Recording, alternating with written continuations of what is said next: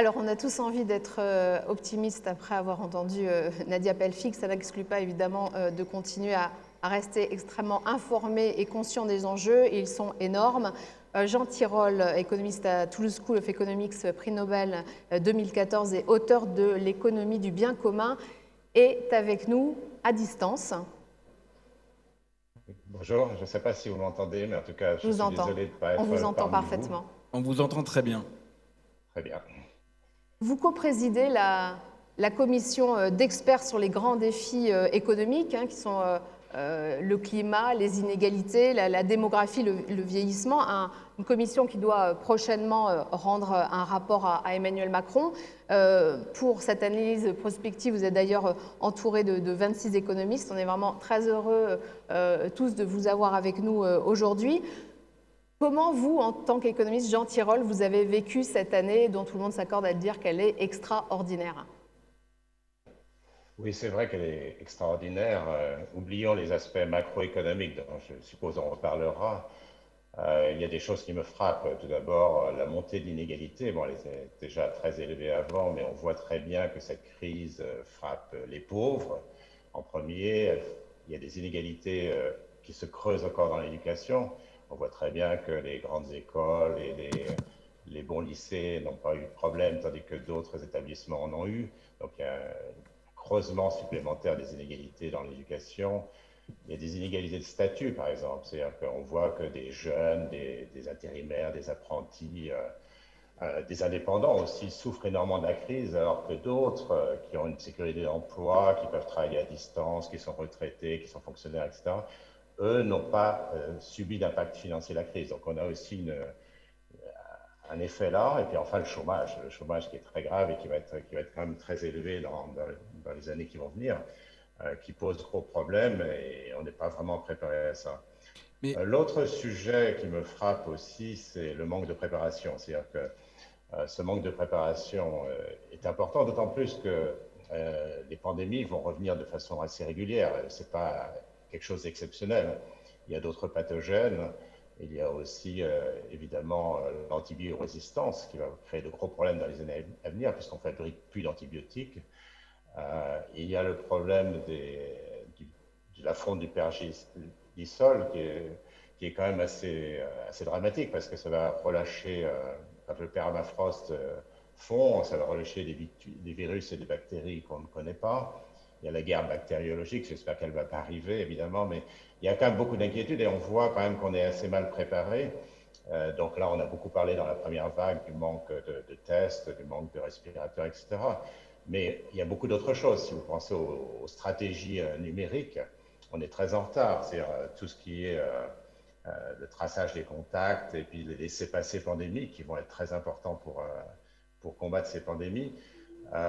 On n'est pas vraiment tout à fait au point, à la fois d'un point de vue technologique, mais aussi d'un point de vue sociétal. C'est-à-dire qu'on n'a pas pensé aux problèmes de vie privée et il faut résoudre tous ces problèmes avant de pouvoir les utiliser. Donc c'est quand même un gros problème. Et enfin, il y a quand même ce manque de coordination entre pays qui pose problème, qui est assez gênant. La concurrence pour les vaccins qu'on va voir maintenant, la concurrence pour les fournitures autrefois, le manque de partage d'informations. Il y a quand même beaucoup de problèmes qui se posent et c'est quand même assez frappant malheureusement. Jean Tirole, il y a autre chose qui s'est passé pendant cette crise, qui n'est pas terminée d'ailleurs. C'est une forme d'effacement des frontières en termes de politique économique, puisque finalement, quand on voit les dépenses publiques aujourd'hui, Macron dépense plus d'argent public que Mélenchon ne voulait en dépenser pendant son mandat. Il y a ce fameux quoi qu'il en coûte. Combien de temps ça peut durer? Est-ce que cet argent qui en grande partie, est-ce qu'on peut dire que c'est de la fausse monnaie, je ne sais pas, mais en tout cas de la création monétaire, jusqu'où on peut aller? Est-ce que c'est indispensable de mettre une limite ou pas? Quelle est la limite du quoi qu'il en coûte? Alors, il y a déjà deux problèmes distincts, hein. Le premier problème, c'est est-ce que cette dette est viable, hein, et ça, il y a plusieurs théories qui s'opposent. Je crois que tous les économistes sont d'accord sur les différents effets, mais c'est assez difficile à savoir parce que, en fait, des dettes très élevées peuvent être soutenables à condition que à deux conditions en fait. La première, c'est que le taux d'intérêt soit plus petit que le taux de croissance, de sorte que au fur et à mesure, le remboursement de la dette décroît en proportion relative au PNB. Ça, c'est la première condition. Donc, dans les années à venir, c'est clair que le taux d'intérêt sera faible, mais le taux de croissance aussi, donc on ne sait pas trop. L'autre, c'est qu'il n'y ait pas d'attaque spéculative. C'est-à-dire qu'il faut que les marchés gardent confiance dans le pays. Parce que s'ils commencent à perdre confiance, ils vont demander des spreads de 3, 5, 10%, et ça peut aller très vite. C'est-à-dire qu'à ce moment-là, le pays est en cessation de paiement. Et c'est vrai que nos dettes, sauf était déjà élevé avant la crise du Covid. Donc ça pose problème. Donc on ne sait pas, ça peut être soutenable comme ça peut ne pas l'être. Face à ça, la question c'est qu'est-ce qu'on fait? C'est-à-dire qu'est-ce qu'on fait face à cette problématique de la dette élevée? Ben, d'abord, il faut essayer de dépenser de façon qualitative, hein, donc dépenser à bon escient et non pas n'importe comment, parce qu'il n'y a pas d'argent magique, fondamentalement. C'est-à-dire, il y a des solutions. Aucune de ces solutions ne sont parfaites. Il y a 4 scénarios qu'on pourrait envisager d'ailleurs. Le premier scénario, c'est un remboursement de la dette progressif qui se fait par ce qu'on appelle des excédents, des surplus primaires. Comme les Grecs. C'est-à-dire, pardon? Comme les Grecs l'ont fait. Ils ont fait des Oui, excédents oui, primaires. c'est très difficile. C'est-à-dire qu'effectivement, c'est une politique d'austérité assez importante. Il faut rogner sur les dépenses de l'État, augmenter les impôts. En France, augmenter les impôts, ce n'est pas vraiment facile. N'oublions pas qu'il y a 57% du PNB qui part dans les fonds publics actuellement. Les impôts, évidemment, c'est moins. Le prélèvement obligatoire, c'est moins, mais on est déjà au niveau le plus élevé dans le monde. Ceci dit, on peut quand même faire des impôts exceptionnels. Donc ça, c'est la première solution. On rembourse progressivement la dette. Deuxième solution, entre guillemets, ben, on la répudie, on la restructure, pour parler pudiquement. Donc on répudie la dette, à part que, ben, déjà, il y a la moitié de la dette qui serait payée par nous-mêmes. C'est-à-dire qu'actuellement, la dette est détenue en partie par la Banque de France. La Banque de France, c'est le trésor public, il ne faut pas oublier. Elle est détenue par les banques, les compagnies d'assurance et les citoyens français. Donc à partir du moment où on répudie la dette, on fait perdre de l'argent aux Français, de toute façon. Et puis, il y a la question de confiance des marchés internationaux. C'est-à-dire que les marchés internationaux, ben, ils ne voudront plus prêter, au moins pendant quelques années. Donc, ça veut dire qu'il faudra rééquilibrer le budget immédiatement. Donc, c'est très, très, très complexe, quoi. Donc, ce n'est pas une solution non plus, parce qu'il y aurait une perte de confiance dans la France qui serait gigantesque. La troisième solution, c'est la monétisation de la dette. C'est-à-dire, finalement, faire un peu d'inflation pour que, comme la dette est libellée en termes nominaux, évidemment, quand il y a de l'inflation, ça veut dire que la dette diminue au cours du temps. Bon, c'est coûteux aussi pour la société parce que l'inflation, c'est quand même pas quelque chose qui est. On a mis 30 ans ou 40 ans à la dompter. Et évidemment, on n'aime pas trop faire ce genre de choses. Et puis enfin, il y a la mutualisation des dettes. Mais là, de nouveau, il n'y a pas d'argent magique. C'est-à-dire que la mutualisation des dettes qui s'est passée au niveau européen, les 390 milliards, en fait, c'est vrai que la France va toucher 40 milliards, mais ça veut dire aussi qu'elle va payer beaucoup à l'avenir pour rembourser les dettes de l'Europe. Oui, sinon ça consiste à faire payer l'Allemagne. 13% du budget européen, quand même, il ne faut pas oublier. C'est l'Allemagne paiera, en fait, cette dernière solution. L'Allemagne paiera, oui. Alors l'Allemagne est dans une situation meilleure que la nôtre d'un point de vue financier, mais elle ne peut pas payer pour la France ou l'Espagne ou l'Italie. C'est pas possible. Elle peut à la limite payer pour la Grèce. Donc ça, c'est plus compliqué que ça, en fait. C'est-à-dire que c'est le problème de la mutualisation. C'est-à-dire que la mutualisation, c'est un gros avantage pour les économies faibles parce que ça stabilise le coût de leur emprunt. Donc pour l'Italie, c'est fondamental, je pense. C'est absolument fondamental. Ça permet d'éviter des spreads importants pour l'Italie. Mais par contre, ça peut transporter une crise qui était au niveau local, comme l'Italie par exemple, en une crise qui devient au niveau européen, où finalement, c'est l'euro dans l'ensemble qui est mis en doute. J'espère que ça n'arrivera pas parce que ce serait vraiment catastrophique. En attendant de voir si finalement le plan de relance, qui est lui-même bousculé par le deuxième confinement et qui mobilise déjà 100 milliards d'euros, porte ses fruits, est-ce que de votre point de vue, Jean Tirole, à un moment, les entreprises pourront ou ne pourront pas rembourser leurs prêts? Alors les entreprises, il y en a qui pourront évidemment rembourser leurs prêts, mais il y en a d'autres qui seront dans de grandes difficultés. Et là, c'est clair qu'il faudra envisager que certains des prêts ne soient pas remboursés. Ceci dit, ça ne sera pas de gaieté de cœur pour plusieurs raisons. D'abord, il y a les entreprises qu'on appelle les entreprises zombies. les entreprises zombies, c'est des entreprises qui n'ont pas d'avenir de cette manière. Soit parce qu'avant la Covid, elles étaient déjà mal gérées ou elles étaient sur un marché peu porteur, soit à cause de la Covid, leur modèle économique a changé parce qu'évidemment, on ne peut pas imaginer que ce modèle économique continue après la Covid et puis aussi avec la lutte contre le réchauffement climatique. Et donc, ces entreprises, le risque de continuer à leur prêter, c'est qu'évidemment, on leur prête à fond perdu. Au lieu d'aider les entreprises qui, elles, ont vraiment besoin de cet argent et qui ont un avenir, on risque de financer des entreprises zombies et de saupoudrer d'une certaine manière, qui ne serait pas une très bonne chose. Alors, comment sélectionner, c'est très dur, hein. Les économistes ne savent pas trop faire, on a des idées. C'est-à-dire essayer de comprendre qu'est-ce qui se passe, comment faire en sorte qu'on sélectionne les entreprises. D'abord, on leur demande de ne pas verser de dividendes, de ne pas racheter d'actions. Hein. Ça, c'est important, évidemment, pour juger de leur bonne foi. Ensuite, il faut regarder un petit peu celles qui ont un avenir.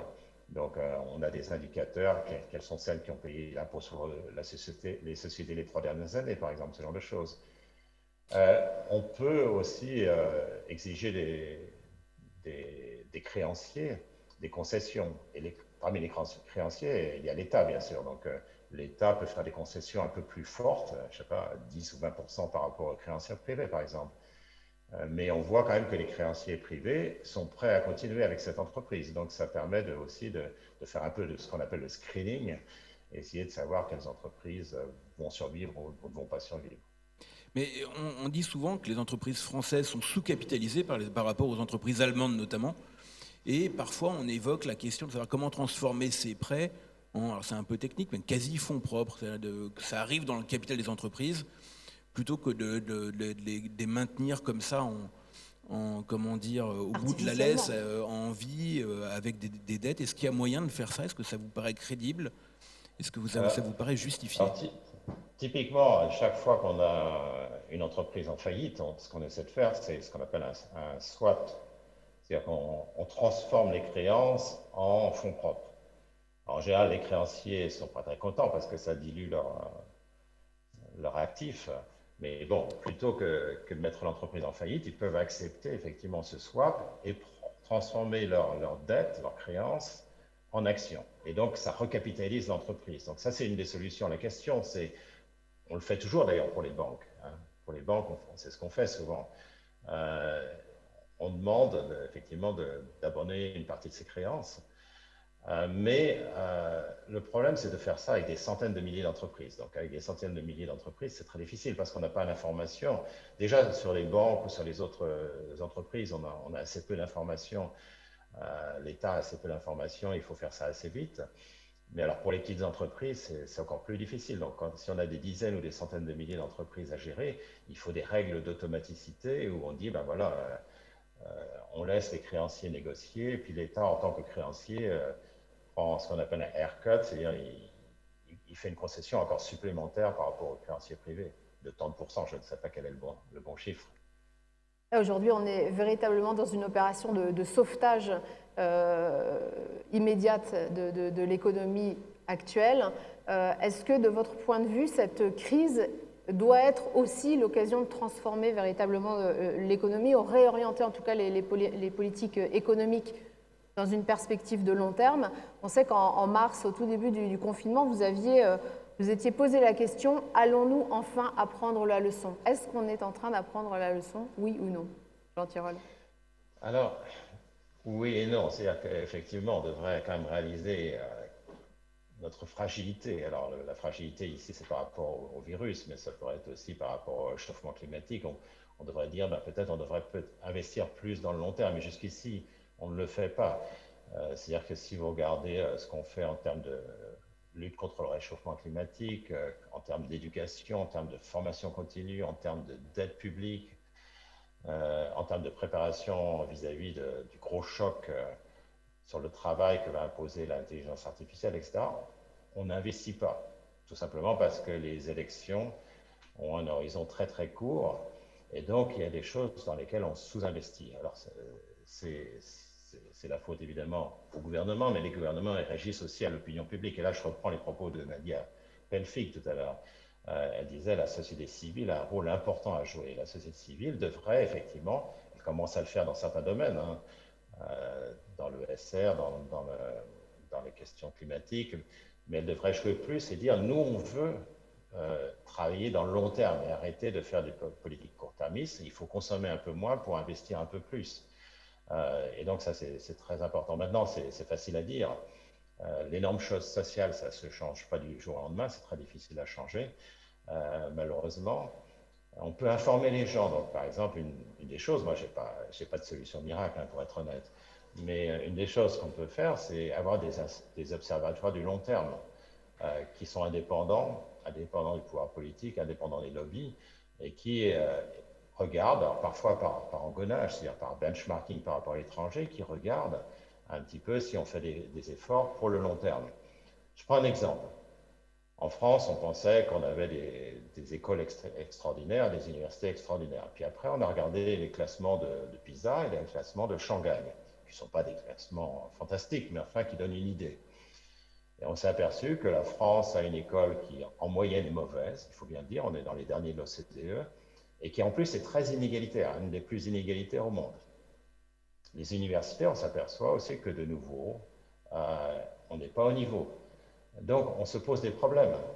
De même, la santé, c'est bien connu, on a la meilleure santé du monde, et c'est vrai qu'on a une santé qui n'est pas mauvaise, un système de santé qui n'est pas mauvais, mais on s'aperçoit qu'on est ceux qui dépensent le plus en Europe pour la santé, et néanmoins, on manque de médecins, on manque de prévention, on fait trop peu de prévention par rapport à l'étranger, etc. Donc, ce qu'il faut, c'est que les citoyens soient avertis. C'est-à-dire que pour que les gouvernements réagissent automatiquement, ils réagiront souvent sous l'impulsion des citoyens, de même que les entreprises réagissent aussi aux impulsions des citoyens.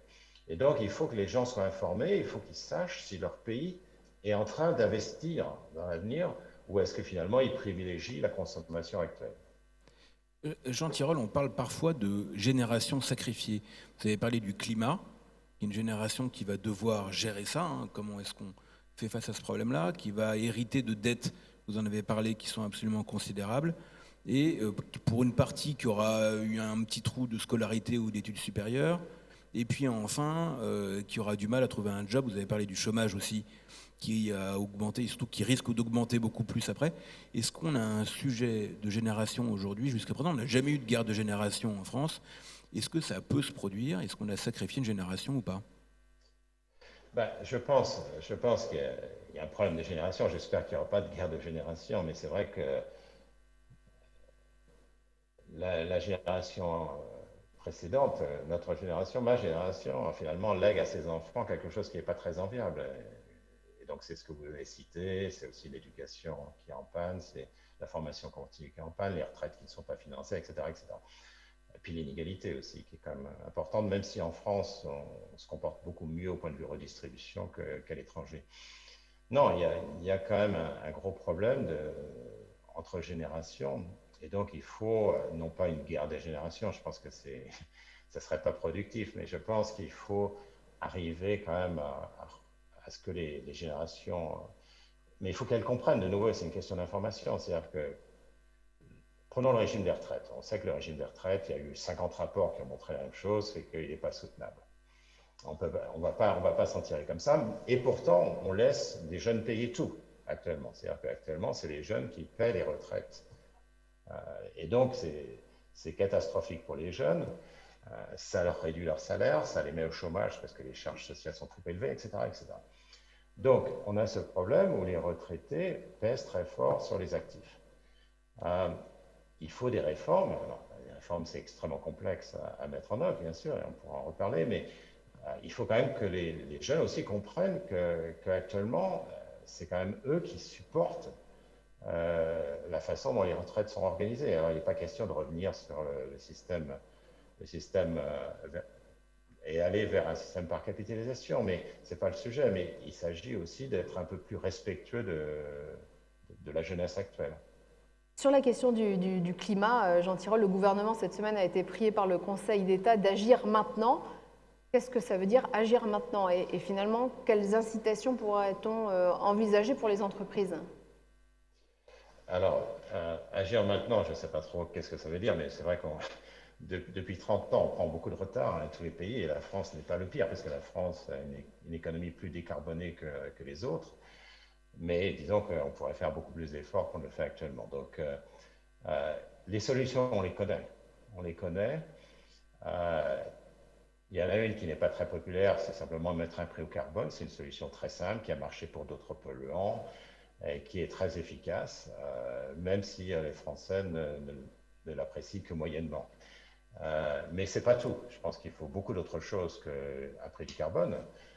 Tout d'abord, il faut d'abord que les perdants soient compensés, surtout les perdants les moins aisés. Donc, un chèque énergie qui utilise les revenus du prix du carbone ou de la taxe carbone, c'est une bonne chose parce que les plus défavorisés en bénéficient finalement. Ils toucheraient plus qu'ils ne paieraient en taxe carbone. Il faut utiliser plus généralement le système de droits d'émission négociable européen, mais sans. Il ne faut pas que ça soit une passoire. C'est un des problèmes de nos politiques. En France, ce n'est pas seulement sur le climat, ce sont des passoires. C'est-à-dire qu'il y a des tas de catégories professionnelles qui sont exemptées, et puis les autres ont à payer, et les consommateurs à payer. Donc, ce n'est pas normal. Il faut arrêter ça. Il faut faire de la recherche et développement, ça c'est crucial. C'est vraiment totalement crucial. Vous savez combien on dépense actuellement en recherche et développement sur les énergies vertes? On dépense 80 milliards par an. Ça, c'est au niveau mondial, public plus privé. Donc vous avez 200 pays qui dépensent, public et privé confondus, 80 milliards. C'est 4% de la dépense en R&D mondiale. Donc sur un sujet qui met en danger l'avenir de notre planète et qui va coûter extrêmement cher à l'avenir, on dépense 4% de notre R&D. Pour vous donner un ordre de grandeur, Amazon, donc une entreprise, dépense 23 milliards par an de R&D, contre 80 milliards pour toute la planète sur les énergies vertes. Donc là, on a un gros problème. On a vraiment un gros problème parce qu'on a pris beaucoup de retard sur la lutte contre le réchauffement climatique. Et donc, seule l'innovation va pouvoir nous sauver. Alors, il faut continuer à tarifer le carbone à des niveaux plus élevés qu'actuellement, mais ça ne suffira pas. Il va falloir aussi faire des gros efforts en R&D et que nous ne faisons pas actuellement. Alors, il faut le faire bien. Il faut le faire bien. Et je pense qu'au niveau européen, on pourrait très bien avoir l'équivalence de ce qu'il y a aux États-Unis, ARPA-E, qui est une certaine forme de politique industrielle, mais avec une gouvernance qui soit une bonne gouvernance. En matière de politique européenne, la question de la digitalisation aussi est à souligner. Les choses quand même évoluent grandement concernant les GAFA. Quelle est votre analyse de la nécessaire digitalisation de la société? Est-ce que c'est le bon moment? Est-ce que c'est le bon moment aussi de finalement s'exclure de l'emprise de la big tech des plateformes numériques? Bon, alors sur la digitalisation de la société, je n'ai pas grand-chose à dire. C'est clair qu'elle va progresser. C'est clair qu'on aura. Alors, c'est pas seulement, je pense, à la question des pandémies. Bon, les pandémies vont jouer un rôle là-dedans. Je pense qu'on va utiliser aussi de plus en plus de cours à distance, d'intelligence artificielle, de ceci, de cela. Donc, même pour la santé, ça devient de plus en plus digital. Donc, il n'y a pas photo et il faut être là, il faut être présent. Les entreprises accélèrent leur digitalisation en ce moment. Ah oui, elle est un peu forcée, disons, c'est un petit peu forcé. Mais même en dehors de ça, même s'il y a pas de pandémie, il faudrait accentuer le rôle des technologies digitales dans la société. C'est là qu'est l'avenir, il ne faut pas oublier. Donc, si les Européens n'y sont pas, et actuellement ils n'y sont pas, si vous regardez les 20 plus grandes entreprises tech au monde, eh ben, il n'y a aucune européenne. C'est-à-dire que vous regardez les entreprises qui créent de la valeur ajoutée, en grande partie, elles sont toutes chinoises ou américaines, pas une seule européenne, donc c'est très très grave. Maintenant, c'est pas en tapant sur les compagnies américaines qu'on va générer des compagnies européennes. Il y a des raisons pour lesquelles il n'y en a pas, et j'espère qu'il y en aura à l'avenir. Mais par contre, ce qu'on peut faire, c'est se battre contre les abus de position dominante des GAFA. Mais alors, donc pour ça... Oui. Est-ce qu'il faut aller jusqu'à démanteler je parle en particulier de Google, Facebook et Amazon qui sont les trois plus puissantes de ces entreprises, ou est-ce que réguler ça marche? Est-ce qu'on ne régule pas toujours un peu trop tard, on met les amendes un peu trop tard? Est-ce que finalement le sujet c'est qu'elles ne soient pas devenues trop fortes, comme la Standard Oil ou comme AT&T, dès qu'elles mettent le pied quelque part, elles écrasent le marché? Est-ce qu'il faut aller jusque-là? Ça vous paraît Alors moi, je nécessaire? mettrais plutôt l'accent sur une forme de régulation et droit de la concurrence. Je ne suis pas contre du tout le démantèlement, mais c'est très difficile à faire. Si vous voulez, quand vous regardez une compagnie de télécommunications, de chemin de fer ou d'électricité, c'est clair qu'il y a ce qu'on appelle une facilité essentielle, c'est-à-dire quelque chose qui ne peut pas facilement être dupliqué par des concurrents. Donc ça peut être effectivement le réseau, les rails et les gares pour la SNCF, ça peut être d'autres choses, par exemple le réseau de transport haute tension d'électricité. Dans le texte, c'est beaucoup plus difficile de définir. C'est quelque chose qui bouge très vite. Et qu'est-ce qui est une facilité essentielle? Est-ce que ce sont les données? Est-ce que ce sont l'algorithme de recherche de Google? Est-ce que c'est ceci ou cela? C'est extrêmement compliqué à faire et les choses bougent très vite. Alors, je ne dis pas que c'est impossible, mais je n'ai pas vu de très très bons plans jusqu'ici. Je ne suis pas contre du tout, mais je n'ai pas vu de bons plans. Par contre, on peut améliorer la régulation. Comme vous avez dit, le droit de la concurrence est utile, mais par contre, il est un peu lent. C'est-à-dire que si vous jugez une affaire en 5 ou 7 ans, les entrants qui se sont fait éliminer, de toute façon, ont déjà disparu.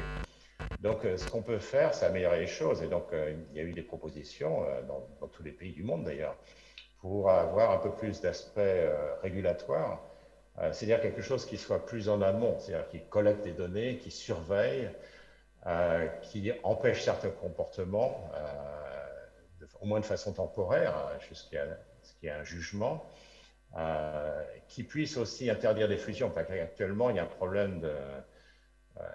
oublions le démantèlement, il y a déjà le fait qu'il y a des fusions qui sont des fusions défensives. C'est-à-dire, je m'explique, c'est que des entreprises comme Google ou Facebook peuvent vouloir acheter des startups qui sont en train de monter, qui pourraient devenir leurs propres concurrents. Je pense à Instagram et WhatsApp dans le passé pour Facebook. Et il est impossible actuellement pour les autorités de la concurrence de contester finalement ces fusions. Or, elles sont assez faciles, c'est plus facile à empêcher ex ante que défaire ex post, parce qu'une fois que tout a été mélangé, ça devient très difficile de défaire ces fusions. Et donc, on peut très bien avoir une notification par les grandes entreprises du tech des fusions qu'elles veulent faire et une intervention, peut-être un renversement de la charge de la preuve, quand c'est très tôt dans le cycle vie des startups, des entreprises concurrentes. Ça, c'est une possibilité, mais je pense qu'il y a eu beaucoup de débats là-dessus. En particulier, nous avons eu plusieurs tables rondes et des conférences organisées par la Toulouse School of Economics. Je crois qu'on peut faire beaucoup mieux que ce qu'on a actuellement. Mais je pense que le droit de la concurrence restera un élément essentiel de nos politiques contre les GAFA. Peut-être un dernier mot, Jean Tirole, sur la situation spécifique de Toulouse. Vous avez parrainé une mission qui s'appelle Mission Toulouse Territoire d'Avenir. Quelles étaient ces préconisations et quel avenir vous voyez, vous, notamment au secteur de la recherche, de la tech, de l'aéronautique, des systèmes embarqués, tout ce qui fait finalement le cœur de l'activité de Toulouse? Alors, pour cette commission Toulouse Territoire d'Avenir, donc effectivement, on a constaté qu'il y avait un certain nombre de difficultés. Alors, certaines difficultés viennent du Covid, évidemment. On pense à l'aéronautique, on pense au commerce centre-ville qui ont subi de nouvelles difficultés après les Gilets jaunes. Je pense aussi à l'événementiel et le tourisme. En particulier, le tourisme d'affaires. Toulouse est pour 3/4, son tourisme est un tourisme d'affaires qui a complètement disparu aujourd'hui. Mais il y a aussi des atouts à Toulouse. Il y a la jeunesse, il y a le bon vivre, il y a les talents. Je pense qu'on peut faire quelque chose, sinon je ne serais pas à Toulouse moi-même. Mais il y a aussi des difficultés pré-Covid, il ne faut pas les oublier. Donc on a une ville qui est très étalée avec la congestion urbaine. C'est la troisième ville la moins dense d'Europe. C'est très intéressant à savoir. En innovation, on est un peu en retard, malgré des talents. Il n'y a que 3 entreprises toulousaines qui sont dans les 120 French Tech 120. On a l'université, malheureusement Toulouse a perdu son IDEX, n'est même plus parmi les 18 sites français IDEX ou ISIT, donc c'est quand même très handicapant pour Toulouse, etc., etc. Donc, ce qu'on a fait dans le rapport, enfin ce que la commission a fait, moi je n'étais que parrain de la commission, c'est d'abord commencer par une une méthodologie, c'est-à-dire faire en sorte que quelques conseils généraux de gestion, ne pas disperser les ressources, mais les concentrer là où le terreau est bon, là où le terreau est fertile. Je crois que c'est vrai pas seulement pour Toulouse, c'est vrai pour la France en général, essayer de dépenser l'argent là où là où il sera utile, là où le terreau est fertile. Se comparer systématiquement avec les autres régions, avec l'étranger aussi. Après, profiter des talents locaux, mais aussi des talents étrangers. On l'a bien vu dans l'architecture à Toulouse et dans l'urbanisme. En utilisant des talents étrangers, parfois on peut faire des choses remarquables. Et puis rationaliser les actions publiques. Alors, comme le disait de nouveau Nadia Pelfic tout à l'heure, il faut accompagner les entreprises, il faut accompagner les citoyens. Mais souvent, c'est difficile. Il faut des guichets uniques, par exemple. C'est très important pour faciliter la vie des gens. Et après, effectivement, on a regardé un peu les différentes pistes, des pistes que ce soit dans l'industrie. Donc là, ce ne sont vraiment que des pistes. Il faut aller plus loin, vraiment, parce qu'en 2 mois, on ne pouvait pas faire un travail très approfondi, mais essayer de regarder effectivement, de combiner les forces toulousaines comme le climat et l'intelligence artificielle, les données et le spatial. Donc vraiment, l'agriculture bio aussi, c'est très, très important. Et le tourisme qui est sous-exploité en Occitanie en général, c'est-à-dire qu'on a un potentiel touristique qui est formidable, mais qui n'est pas toujours exploité. Il faut créer des packages, il faut innover. Par exemple, une petite chose qu'on a proposée, hein, c'est vraiment une toute petite chose, mais ça montre des possibilités. Par exemple, on a 130 000 étudiants à Toulouse, c'est énorme. Donc ces 130 000 étudiants ont de la famille, ont des amis, ont des parents qui pourraient venir à Toulouse lors de différents événements, y compris les cérémonies de graduation, de diplomation, comme ça existe partout à l'étranger. Et à ce moment-là, on peut offrir aux étudiants des packages, plutôt aux familles des étudiants, tout ça en collaboration avec la commune, avec les universités. C'est des choses extrêmement simples à faire qui non seulement redorent le blason des universités et grandes écoles, mais qui aussi attirent du tourisme. Mais il faut une collaboration entre tous les acteurs pour une chose comme ça. Ça coûte rien, c'est ça qui est extraordinaire. Mais il faut une bonne volonté et une collaboration entre tous les acteurs. Enfin, on a beaucoup insisté sur l'enseignement supérieur et la recherche. Comme je le disais tout à l'heure, le fait que nous ne sommes pas parmi les 18 meilleurs sites en France, c'est absolument incroyable quand on connaît le potentiel toulousain. Et c'est un problème de gouvernance. Et donc là, il va falloir, on a quelques préconisations sur ce qu'il va faire. Et à la fois le président de la métropole et la présidente de la région Occitanie s'en sont emparés pour essayer de faire bouger les choses qui ont finalement échoué depuis 8 ans à cause de la gouvernance de nos institutions.